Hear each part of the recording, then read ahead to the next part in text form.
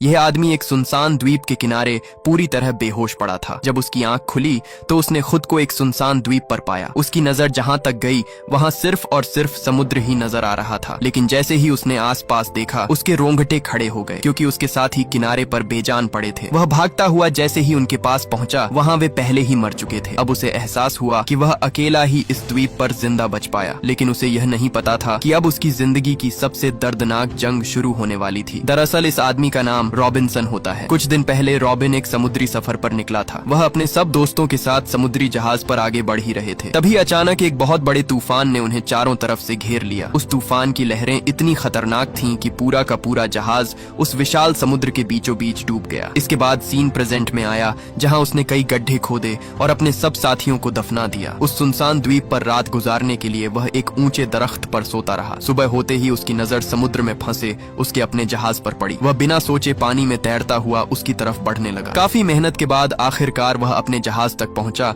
और वहां से अपने जिंदा रहने के लिए जो जरूरी सामान उसे मिलता गया वह उसे जमा करता गया। जैसे ही वह जहाज के निचले हिस्से में पहुंचा वहां उसे किसी की अजीब सी आवाज सुनाई देने लगी। उसने तुरंत एक कुल्हाड़ी उठाई और जल्दी से दरवाजा तोड़ दिया। जैसे ही उसने दरवाजा खोला उसके सामने उसका अपना ही कुत्ता जैक खड़ा था। उसने अपने कुत्ते को साथ लिया और कुछ लकड़ियों से बेड़ा बनाकर जितना सामान उठा सकता था सब लेकर वह वापस किनारे की तरफ निकल पड़ा। अथक मेहनत के बाद आखिरकार वह उस किनारे तक पहुंच ही गया। आते ही उसने खाना खाकर अपना और जैक का पेट भर लिया। लेकिन यहाँ इस सुनसान जगह पर वह खाना उसके लिए कम पड़ने वाला था, क्योंकि वह खाना सिर्फ और सिर्फ 4 से 5 दिन का था। लेकिन अगर 4 से 5 दिन तक किसी करिश्मे की तरह कोई मदद उसके लिए आ गई तो उसकी खुशकिस्मती, नहीं तो वह यहाँ भूख से ही मरने वाला था। इसलिए वह जैक को अकेला ही छोड़कर खुद किसी आंधी की तरह दौड़ पड़ा, इस उम्मीद के साथ कि आगे यहाँ से बाहर निकलने का कोई रास्ता मिल जाएगा। घने जंगल को किसी गोली की तरह पार करते हुए वह उस द्वीप के दूसरे कोने तक जा पहुंचा। लेकिन जो नजारा उसके सामने था उसने उसकी सारी उम्मीदें तोड़ कर रख दी। दूर दूर तक उसके सामने सिर्फ और सिर्फ समुद्र का पानी था। चारों तरफ फैला पानी देखकर अब उसे लगा कि वह यहाँ से कभी भी नहीं निकल पाएगा। अपने सामने का मंजर देखकर वह पूरी तरह टूट गया। दिन हफ्तों में और हफ्ते महीनों में बदलते गए। उस द्वीप पर रहते हुए उसे कई महीने गुजर चुके थे, लेकिन अभी तक वहाँ से उसे कोई भी जहाज गुजरता हुआ दिखाई नहीं दिया। अब उसे अपनी जिंदगी लगभग खत्म होती हुई नजर आ रही थी। एक दिन रॉबिन अपने कुत्ते जैक के साथ किनारे पर खड़ा था। तभी अचानक जैक जोर जोर से भौंकने लगा। जब रॉबिन की नजर समुद्र पर पड़ी तो सामने का मंजर देखकर उसकी रूह कांप उठी। दूर उसे एक बड़ा जहाज नजर आया जो ठीक उनके सामने से गुजर रहा था। उसे देखते ही रॉबिन तुरंत उसकी तरफ दौड़ पड़ा। रॉबिन अपने हाथ में मशाल पकड़े उसकी तरफ तेजी से बढ़ने लगा। उसने जल्दी से आग जलाने की कोशिश की, मगर शोले उठने में देर लग गई। तब तक जहाज धीरे धीरे दूर होता जा रहा था। घबराहट में उसने राइफल उठाई और कई फायर किए, लेकिन समुद्र की गरजती लहरों ने हर आवाज को दबा दिया। जहाज आगे बढ़ता रहा, मगर पीछे से रॉबिन की वो दर्द भरी आवाज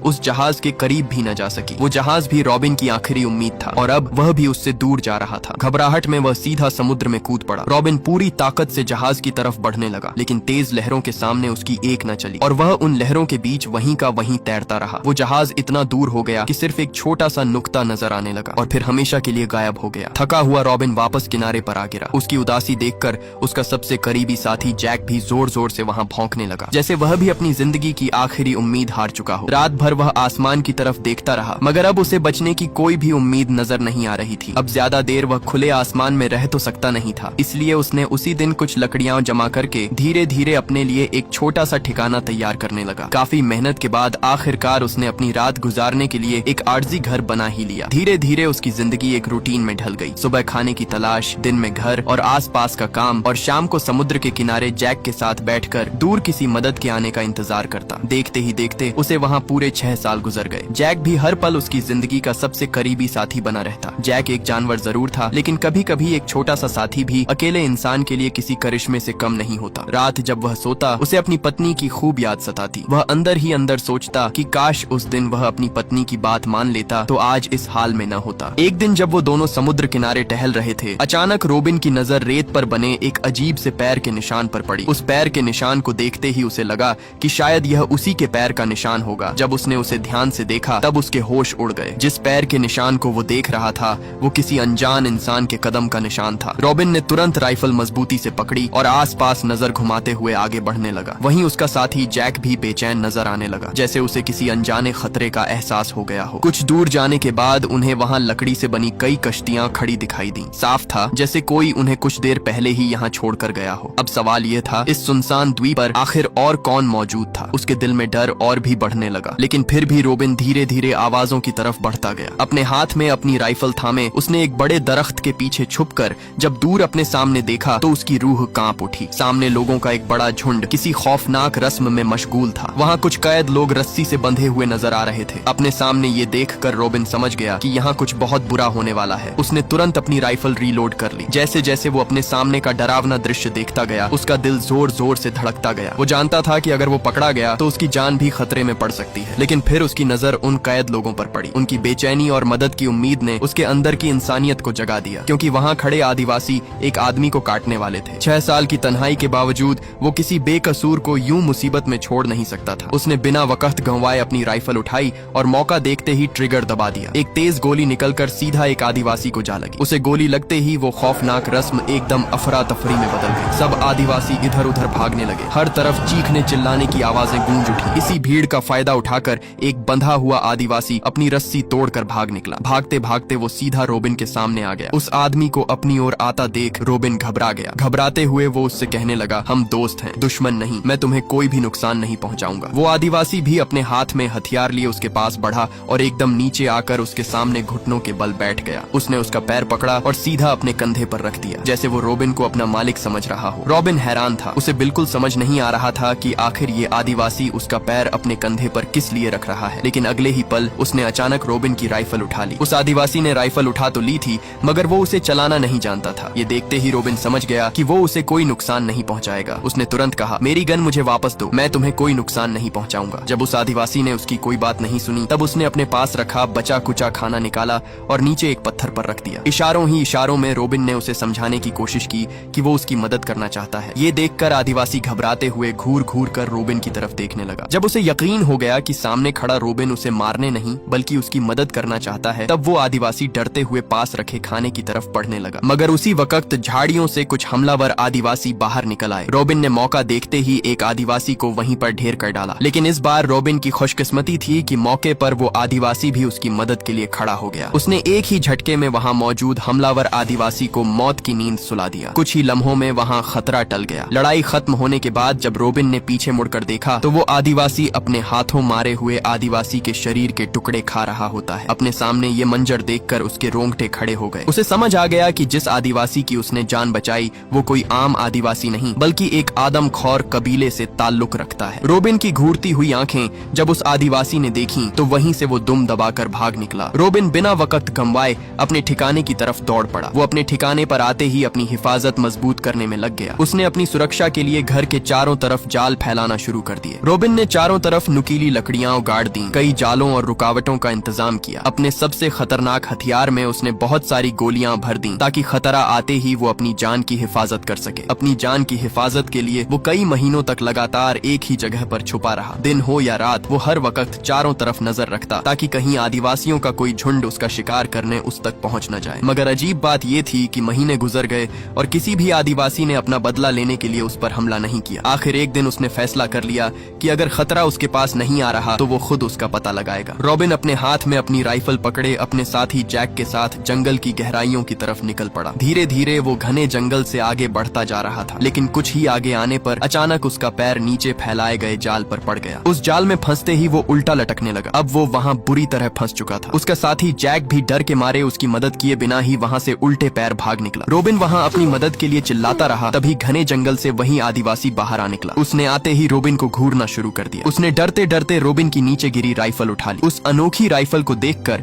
उस आदिवासी के चेहरे पर ऐसी मुस्कान फैल गई जैसे उसे कोई अनमोल खजाना मिल गया हो। उल्टा लटका हुआ रोबिन समझ गया कि यही उसके पास मौका है। उसने तुरंत किसी तरह अपना चाकू निकाला और खुद से बंधी रस्सी को बीच से काट डाला। आजाद होते ही उसने अपनी राइफल सीधा उस पर चला दी जो उसे छूती छूती आगे निकल गई। आदिवासी एकदम से चौंक गया। वो समझ गया कि ये छोटा सा हथियार उसके लिए बहुत खतरनाक है। रोबिन ने उसे दिखाने के लिए अपनी राइफल ऊपर दरख्त पर बैठे पक्षियों पर चला दी, जिससे एक पक्षी वहीं वहीं पर ढेर हो गया। अपने सामने ये सब देखकर उस आदिवासी ने भी लकड़ी का एक टुकड़ा उठाया और इतने सही निशाने से फेंका कि वो सीधा अपने निशाने पर जा लगा। तब रोबिन को एहसास हुआ कि ये आदिवासी सिर्फ ताकतवर ही नहीं बल्कि काफी होशियार भी है। धीरे धीरे दोनों के बीच फिर से भरोसा पैदा होने लगा। आखिर उसने उसे अपने घर ले जाने का फैसला कर लिया। उस रात दोनों ने साथ बैठकर खाना खाया और शायद पहली बार इस सुनसान द्वीप पर रोबिन बेचारे को तन्हाई थोड़ी कम महसूस हुई। लेकिन भरोसे के साथ साथ डर भी अभी बाकी था, इसलिए उसने एहतियातन उसे बांध कर रखा। मगर अगली सुबह कुछ अजीब हुआ जिसने सब कुछ बदल कर रख दिया। आंख खुलते ही रोबिन ने देखा कि वो आदिवासी ठीक उसके सामने खड़ा है। न उसके चेहरे पर गुस्सा था और न ही भागने की कोशिश, बल्कि वो आदिवासी उसके लिए सुबह का खाना लेकर आया था। ये मंजर देखकर रोबिन का शक धीरे धीरे खत्म होने लगा। उसने तुरंत उसे आजाद कर दिया और पहली बार उसे एक दोस्त की तरह देखा। उसी दिन उसने उसका नाम हंटर रख दिया। वक्त के साथ दोनों की दोस्ती और भी मजबूत होती गई। रोबिन ने हंटर को अपनी भाषा सिखानी शुरू की और हैरत की बात ये थी कि हंटर बहुत जल्दी सीखने लगा। कुछ ही महीनों में दोनों एक दूसरे की बातें समझने लगे। अब वो आदिवासी सिर्फ एक अजनबी नहीं रहा बल्कि इस सुनसान द्वीप पर रोबिन का सबसे करीबी साथी बन चुका था। वो घर के काम से लेकर शिकार तक हर जगह रोबिन का साथ देता। धीरे धीरे दोनों की जिंदगी पहले से बेहतर होने लगी। एक शाम दोनों आग के पास बैठे बातें कर रहे थे। गुफ्तगू के दौरान जिंदगी और दुनिया को देखने के नजरियों पर बात शुरू हो गई। हंटर की सोच और तजुर्बे रोबिन से काफी अलग थे। दोनों ने एक दूसरे को समझाने की कोशिश की, लेकिन धीरे धीरे बात बहस में बदल गई। गुस्से में रोबिन ने हंटर को एक ऐसा लफ्ज कह दिया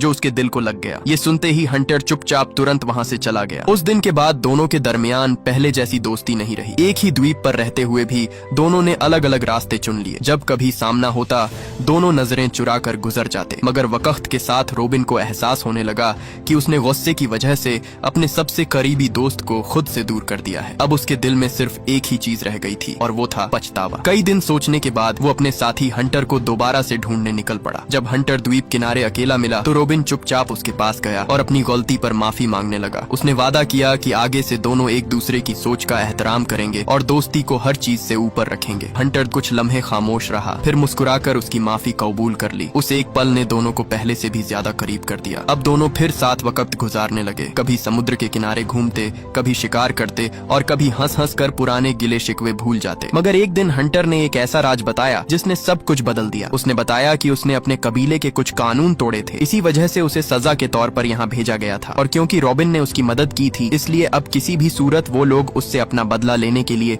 उसे ढूंढने जरूर यहाँ आएंगे। ये खबर सुनते ही दोनों समझ गए कि खतरा अभी टला नहीं है, इसलिए उन्होंने पहले ही तैयारी शुरू कर दी। अगले पूरे 4 महीने दोनों ने अपनी हिफाजत के लिए जाल, रुकावटें और धमाकेदार फंदे तैयार करने में लगा दिए, क्योंकि उन्हें पता था कि अगला मुकाबला पहले से कहीं ज्यादा खतरनाक होने वाला है। एक दिन जब दोनों सुकून से बैठे थे, अचानक उन्हें ज्वालामुखी की तरफ से जोर जोर की गरज सुनाई देने लगी। दोनों तुरंत चौकन्ने हो गए। जब दोनों ने उसी गुफा की तरफ जाकर देखा, तब वहाँ वही आदिवासी कबीले के लोग एक बार फिर से किसी इंसान की बलि की तैयारी कर रहे थे। उन्होंने अपनी तैयारी के मुताबिक फैलाए गए जाल पर आग लगा दी। आग लगते ही चिंगारियां जल उठीं और आग तेजी से गुफा की तरफ बढ़ने लगी। लेकिन उनकी बदकिस्मती कि उस आग को देखते ही उनका तीसरा साथी जैक उस आग के पीछे दौड़ पड़ा। रोबिन ने उसे जोर जोर से आवाजें लगाईं,